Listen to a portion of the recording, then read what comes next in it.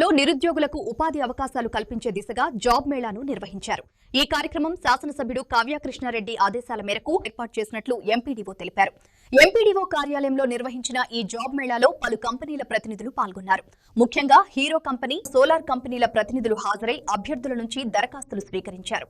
త్వరలోనే వారికి తగిన ఉపాధి అవకాశాలు కల్పించేందుకు చర్యలు తీసుకుంటామని అధికారులు తెలిపారు. నిరుద్యోగ సమస్యను తగ్గించాలనే లక్ష్యంతో ఇలాంటి కార్యక్రమాలు కొనసాగిస్తామని పేర్కొన్నారు. ఉద్యోగాలకు అప్లై చేసుకోవటం, కొంతమంది సెలెక్ట్ అయ్యి మిగతా వాళ్ళందరూ నిరాశపడటం ఇలాంటి జరుగుతుంది.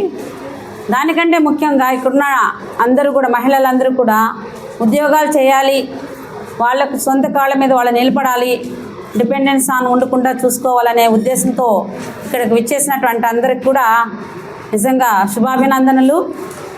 నిన్నే మనం మహిళా దినోత్సవం జరుపుకున్నాము.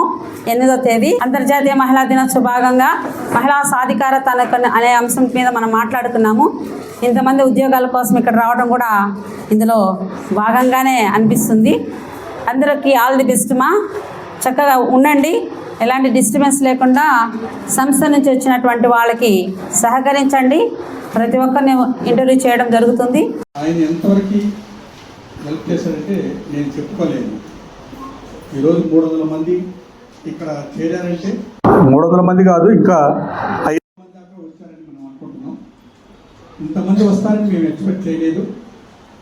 ఇంతమంది వచ్చిన దానికి నేను మీరందరూ, మళ్ళీ చెప్తున్నాను, మీరందరూ చేరేదానికి ఇంట్రెస్ట్ అయితే నేను ఈరోజే మిమ్మల్ని అందరినీ తీసుకెళ్తాను. హీరో కంపెనీలో రాగలరా?